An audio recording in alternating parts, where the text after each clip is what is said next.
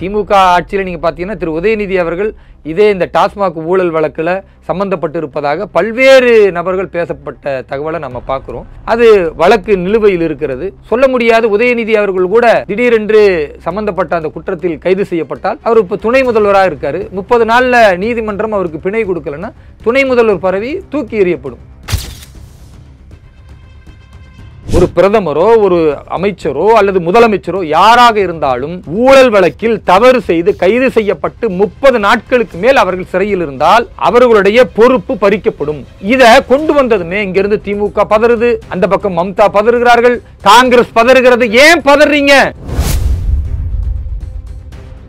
சட்டத்தின் அடிப்படையில் ஒரு முதலமைச்சரோ ஒரு அமைச்சரோ இருக்கும்போது திருடாம ஊழல் செய்யாம இருந்தா இதுக்கு பயப்பட தேவையில்லை. உங்கள்கிட்ட அந்த திருட்டு பயம் இருக்கு, ஊழல் பயம் இருக்குன்னா அவர்கள் தான் பயப்படுவார்கள். அதனாலதான் காங்கிரஸ் பயப்படுது, திமுக பயப்படுது, இந்த இந்தி கூட்டணி பயப்படுகிறது. பாரதிய ஜனதா கட்சி நீண்ட காலம் இப்படியே தொடர்ந்து இருக்கும் ஏதாவது இருக்கா? ஜனநாயகத்தில் மாற்றம் நிகழும். நாங்கள் எதிர்கட்சியாக வந்தால் கூட இதே சட்டம் தான் இருக்க போகுது. அப்ப எங்களுக்கு அது பிரச்சனை கிடையாது. நாங்கள் எவ்வளவு கடுமையான சட்டத்தை கொண்டு வருகிறோமோ நாளை நாங்கள் எதிர்கட்சியாக இருந்தாலும் அதை சந்திக்கத்தானே போகிறோம். எங்களுக்கு அந்த அச்சம் இல்ல. ஏன் இன்றைக்கு திமுகவும் காங்கிரசும் கதறுகிறது? அதுதான் எங்களுடைய கேள்வி. இவர்களுக்கு எல்லாருக்குமே பதவி முக்கியம், தன் இருக்கிற அந்த சீட் ரொம்ப முக்கியம் அப்படின்னு பாக்குறாங்க. சீட் ரொம்ப முக்கியம்னா அந்த சீட்ல உட்கார்ந்து நேர்மையால நீங்க செயல்படணும். மக்களை ஏமாத்தாம, மக்களுடைய பணத்தை உறிஞ்சி தின்னாம உண்மையா செயல்படணும். அப்படி இல்லாம ஏமாத்தினா இது போன்ற கடுமையான சட்டங்கள் வரும் பொழுது அந்த சட்டங்களை இவர்களால் ஜீரணிக்க முடியல. மிக தெளிவாக சொல்லுகிறோம், 30 நாட்கள் என்பது நீதிமன்றம் தான் அதை தீர்மானிக்கிறதே தவிர இதுல மத்திய அரசுக்கு எந்த ஒரு உள்நோக்கம் கிடையாது. தவறாக காங்கிரசும் திமுகவும் வழக்கம் போல சித்தரிக்கிறது. இவருடைய போலி முகத்தை தமிழக மக்கள் புரிந்து கொள்வார்கள்.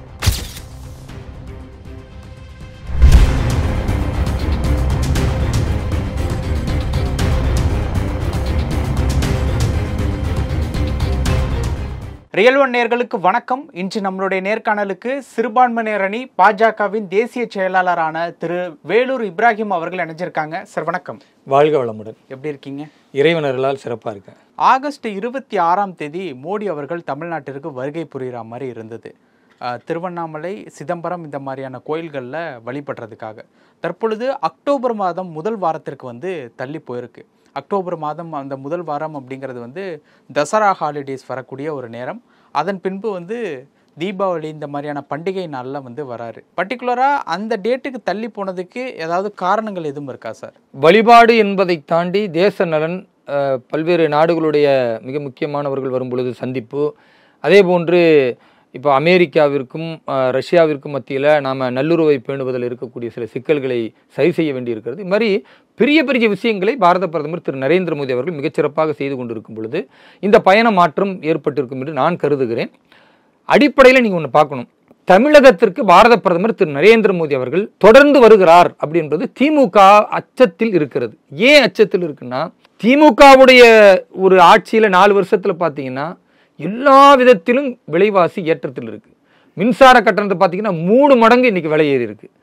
பிள்ளைங்க கொடுக்கிற ஆவின் பால் 11% இன்றைக்கு விலையேற்றத்தில் இருக்கிறத பார்க்கிறோம். அதே மாதிரி குடிநீர், அந்த குடிநீர் வரியை 100% உயர்த்தி இருக்கிறத பார்க்கிறோம். சொத்து வரி 500% உயர்த்தி இருக்கிறத பார்க்கிறோம். அதே மாதிரி ஒவ்வொரு அடிப்படை ஆதாரத்திற்கான எல்லா விலைவாசிகளும் ஏறி போய் நிற்கிறது. இந்த பக்கம் நீங்க பாரத பிரதமர் நரேந்திர மோடி அவர்கள் செய்ததை பாருங்க. மக்களுக்கு அதே அடிப்படை குடிநீர் இலவசமாக தமிழகத்தில் உள்ள 90 லட்சம் குடும்பங்களுக்கு தந்திருக்கிறார். பெண்கள் கழிப்பறை என்பது ரொம்ப முக்கியமானது. நகர்ப்புறத்தில் உள்ள பெண்கள் 5.4 லட்சம் பெண்களுக்கு இன்றைக்கு ஒவ்வொரு குடும்பத்திற்குமே கழிவறை ஸ்வச் பாரத்தினுடைய திட்டத்தின் கீழே கொடுத்திருக்கிறார். அதே மாதிரி கிராமப்புறத்தில் உள்ள 59 லட்சம் கழிப்பறை குடும்பங்களுக்கு கொடுக்கப்பட்டிருக்குன்னா இன்னைக்கு பெண்கள் கண்ணியத்தோடு இருக்கிறத பார்க்கணும். அது மட்டுமல்லாம ஒவ்வொரு மக்களுக்கும், ஏழை மக்களுக்கு வீடு கொடுக்கணும் என்பதற்காக கிராமப்புறங்கள்ல தமிழகத்தில் மட்டும் மத்திய அரசின் நேரடி நிதியின் மூலமாக 12 லட்சம் வீடுகள் இன்றைக்கு கொடுக்கப்பட்டிருக்கு. நகர்ப்புறத்துல 6 லட்சம் வீடுகள் கொடுக்கப்பட்டிருக்கு. இன்றைக்கு ஒரு திட்டத்தை கொண்டு வராங்க. இப்ப அமெண்ட்மெண்ட் இந்த இதுல என்ன நடந்ததுன்னா, நீங்க பாத்தீங்கன்னா இந்த விளையாட்டு சூதாட்டம் ஒன்று இருக்கும். நீங்க ஆன்லைன் கேம். அந்த ஆன்லைன் சூதாட்டத்தினால ஏராளமான இளைஞர்கள் இறந்து கொண்டு இருக்கிறார்கள். நாடு முழுக்க இளைஞர்களை தவறான வழியில கொண்டு போவதற்கு ஒரு சதி திட்டத்தை சீனாவிலிருந்தும் பல்வேறு பக்கத்து நாடுகளிலிருந்தும் இந்த திட்டமிடல் இருக்குன்னா உடனடியாக மக்களின் நலனுக்கு அந்த ஆன்லைன் சூதாட்டத்தை தடை செய்து சட்டத்தின் மசோதாவை கொண்டு வந்திருக்கும். அந்த நியூ பில் பாஸ் பண்றதுல நிறைய பேர் வந்து எதிர்ப்பு தெரிவிச்சாங்க. அது எதற்கு தெரிவிக்கிறாங்கன்னா, நீங்க பாருங்க, மத்திய அரசு ஒரு மசோதா கொண்டு வருகிறது. ஒரு முதல்வரோ அமைச்சரோ ஏன் பிரதமராக கூட இருக்கட்டும், ஊழல் வழக்கில் கைது செய்யப்பட்டால், இல்ல அமைச்சர்னா ஸ்டேட் அண்ட் சென்ட்ரல் யாராக இருக்கட்டும், பிரதமரை சொல்றேன், ஒரு பிரதமரோ ஒரு அமைச்சரோ அல்லது முதலமைச்சரோ யாராக இருந்தாலும் ஊழல் வழக்கில் தவறு செய்து கைது செய்யப்பட்டு 30 நாட்களுக்கு மேல் அவர்கள் சிறையில் இருந்தால் அவர்களுடைய பொறுப்பு பறிக்கப்படும்.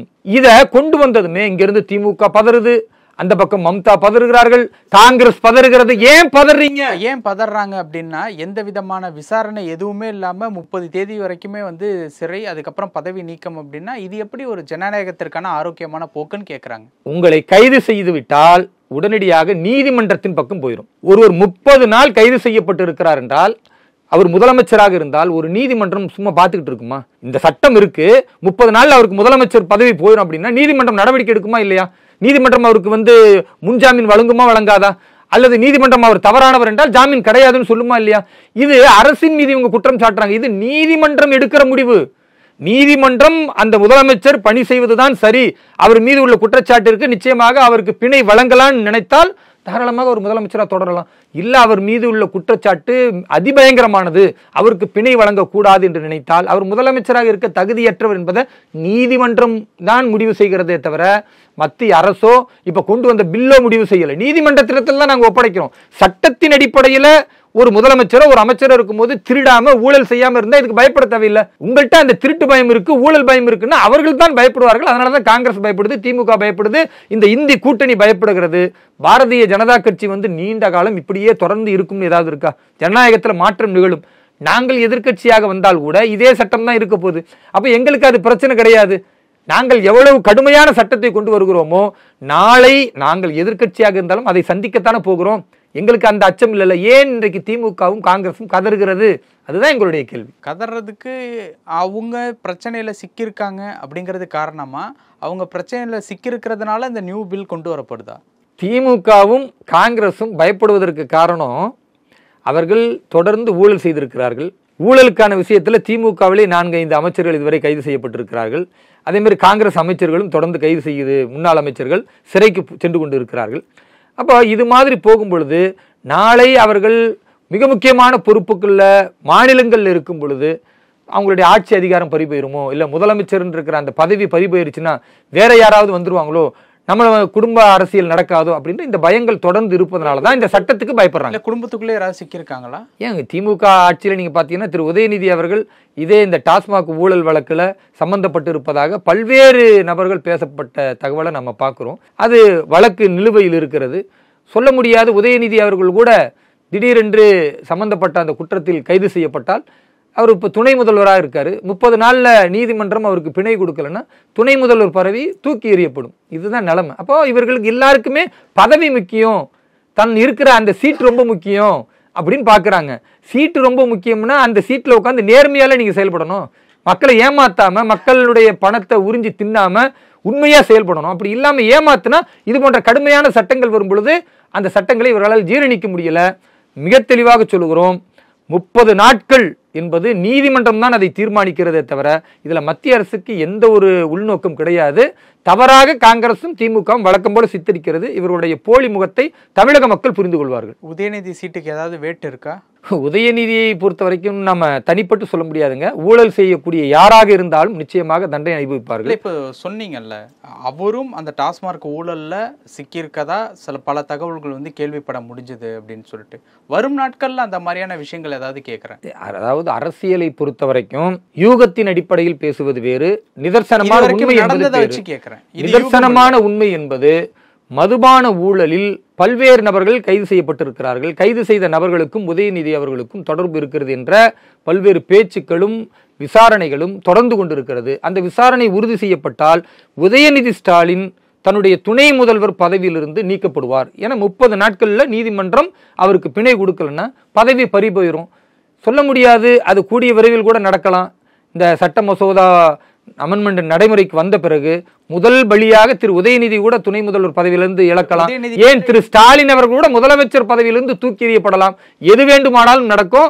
அது தேர்தல் அரசியலுக்காக கிடையாது, இவர்கள் செய்த தீமை அரசியலுக்காக. அந்த தண்டனை அவங்க அனுபவிப்பாங்க. அவங்க வீட்டுல எந்த விதமான ரைடுமே நடக்கலையா? அதுக்குள்ள எப்படி கைது அந்த நடவடிக்கை வரைக்கும் போகும்? வீட்டுல நடக்கணும்ன்றது இல்லைங்க. ஒரு குற்றத்திற்கு துணை போகிறார்கள் என்பதற்கான ஆதாரங்கள் கிடைத்து விட்டாலே அந்த ஆதாரங்களின் அடிப்படையில் அவர்களை கைது செய்யலாம். அந்த கைது வரக்கூடிய காலத்துல நடக்கலாம் எதிர்பார்ப்போம். இப்போ உங்க வீட்டுல அந்த மாதிரியான ரைடு அந்த மாதிரியான எதுவும் விஷயங்கள் நடக்கல அப்படின்ட்டு சொல்றீங்கல்ல, அப்ப இந்த டாஸ்மார்க் ஊழல்ல ஆல்மோஸ்ட் அந்த எட்ஜில் தான் நிக்கிறாங்களா தலைமை குடும்பம்? இல்லைங்க, நம்ம திருப்பி ஒரு விஷயத்தை புரிஞ்சுக்கணும். டாஸ்மாக்ங்கிற மதுபான ஊழல் என்பதில் கடந்த காலத்தில் நீங்கள் பார்த்தீங்கன்னா டெல்லி மாநிலத்தினுடைய முதல்வர் கெஜ்ரிவால் கைது செய்யப்பட்டார். தெலுங்கானா மாநிலத்தினுடைய முன்னாள் முதல்வருடைய மகள் கைது செய்யப்பட்டார்கள். இப்போ இந்த மாதிரியான கைது இவர்கள் செய்யப்பட்டு மீண்டும் அவர்கள் திரும்ப அந்த பதவிக்கு வருவது என்பது அது ஜனநாயகத்திற்கு சரியாக இருக்காது. தவறு செய்யக்கூடியவர்கள் தண்டனை அனுபவிக்க வேண்டும். குறைந்தபட்சம் அவர்களுடைய பொறுப்புகளிலிருந்து அவர்கள் விலக வேண்டும் என்பதுதான் இந்த மசோதாவின் நோக்கம், யாராக இருந்தாலும். அதனால் இந்த மசோதா நன்மைக்கான மசோதா என்பதை தான் நம்ம புரிந்து கொள்ளணும். இப்போ இந்த மசோதாவுக்கு இவ்வளவு எதிர்ப்பு வருது அப்படிங்கிறப்போ அந்த பில்லை பாஸ் பண்றதுக்கு உண்டான வாய்ப்புகள் ஏதாவது இருக்கா? நிச்சயமாக மசோதா முழுமையாக இரு அவைகளிலுமே பாஸ் பண்ணப்படும். அது இவ்வளவு எதிர்ப்பு இருக்கு. எதிர்ப்புகள் இருந்தாலும் ஆதரிக்கக்கூடிய நல்லவர்கள் இருக்கத்தானே செய்யறாங்க. அதனால் நல்லவர்கள் ஆதரிப்பார்கள். மசோதா நிச்சயமாக அது பாஸ் பண்ணப்படும். காங்கிரஸ் அதனுடைய கூட்டணி கட்சிகள் ஓவராலா எதிர்க்கும் போது அந்த மசோதா பாஸ் பண்ணுவதற்கு உண்டான வாய்ப்புகள் ரொம்ப கம்மியா தானே இருக்கு. ஒவ்வொரு முறையும் நாங்கள் கொண்டு வரக்கூடிய மசோதாக்களை எதிர்த்து கொண்டுதான் இருக்கிறார்கள். ஆனால் எல்லா மசோதாக்களும் முறையாக வெற்றி பெற்று கொண்டுதான் இருக்கிறது. நடைமுறைக்கு நாங்கள் அதை உட்படுத்தி கொண்டுதான் இருக்கிறோம். அதனால் வழக்கம் போல காங்கிரஸ் ஊழல் செய்தவர்கள் கதறினாலும் இந்த மசோதா நிச்சயமாக நடவடிக்கைக்கு வரும். இப்போ அந்த பூத் கமிட்டி ரிலேட்டபிளா அமித்ஷா வந்துட்டு இருக்கக்கூடிய வேலைகள் என்ன மாதிரி எல்லாம் போயிட்டு இருக்கு? பாரதிய ஜனதா கட்சி இப்போ முழுக்க பூத்தை வலிமைப்படுத்துவது என்பது முதன்மையான நோக்கம். இரண்டாவது, திமுக செய்யக்கூடிய ஊழல்களை மக்களிடத்தில் எடுத்துச் சொல்ல வேண்டும் என்பது இரண்டாவது எங்களுடைய செயல் திட்டம். மூன்றாவதாக, இந்த விஜய் மாதிரி வரக்கூடிய ஆட்கள் இளைஞர்களை தவறாக திசை திருப்புகிறார்கள். அவர்கள் சொல்லக்கூடிய எந்த விஷயமாக இருந்தாலும் அது இளைஞர்களை உற்சாகப்படுத்துவதாக இருக்க தவிர அதில் உண்மை இல்லை. அப்போ அதை மக்களுக்கு நாங்கள் சொல்லணும். இப்போ சமீபத்தில் இவர் விஜய் என்ன பேசுனாருன்னா, ஸ்டாலின் அவர்களை எல்லாரும் அப்பா அப்பான்னு சொல்கிறாங்க, ஆனால் ஸ்டாலின் அங்கிள் அப்படின்னு அவர் சொல்கிறார். நீங்கள் பாருங்கள், அப்பான்னு சொன்னால் ஒரு மரியாதையான வார்த்தை தான். அதை நம்ம பெரியவர்களுக்கு கூட பொதுவாக கூப்பிடுவோம். அது ஸ்டாலின் அவர்கள் அவராக என்னை கூப்பிடுங்கன்னு சொல்லுவதை விட விரும்பினவர்கள் கூப்பிட்டா அதில் யாருக்கும் ஆட்சேபனை கிடையாது. ஆனால் நீங்கள் மாமான்னு ஒருத்தரை கூப்பிட்டீங்கன்னா அது ஒரு தவறான அர்த்த புரிதல் இருக்கும். அது திமுக காரங்களுக்கு விஜய் ஸ்டாலினை பார்த்து ஸ்டாலின் மாமான்னா அது தமிழகத்தில் வேறு ஒரு அர்த்தமும் கற்பிக்கப்படும். ஸ்டாலின் உண்மையாகவே அங்கிள்னு சொன்னாரா, இல்லை திரு ஸ்டாலின் அவர்களை கொச்சப்படுத்துவதற்காக திரு விஜய் அவர்கள் மாமான்னு கூப்பிட்டாரா, இல்லை ஸ்டாலினை மதிப்புக்குரிய வகையில் கூப்பிடுவதற்கு அதை சொன்னாரான்னு தெரியல. எதுவாக இருந்தாலும் ஒரு தமிழக முதல்வரை பார்த்து என்ன மாமா நல்லா இருக்கியா அப்படின்னு கேட்டால் அது கேவலமாக இருக்கும். ஸ்டாலினை அப்படி கேட்பது என்பது திரு விஜய் போன்றவர்களுக்கு அது அரசியல் நாகரிகமற்றதாக நான் பார்க்குறேன்.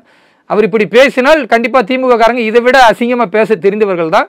வரக்கூடிய காலத்தில் விஜய்க்கு அந்த பதிலடியை திமுக காரங்க கொடுப்பாங்க. ஒருவேளை கொடுக்காம திமுக அமைதியாக இருந்தால் உண்மையாலுமே ஸ்டாலின் ஐயா மாமாவாயிட்டாரா அப்படின்னு எல்லாரும் கேள்வி கேட்க ஆரம்பிச்சிருவாங்க. பல விஷயங்கள் பேசணும். நேரத்துக்கு ரொம்ப நன்றி சார். நன்றி, வாழ்த்துக்கள்.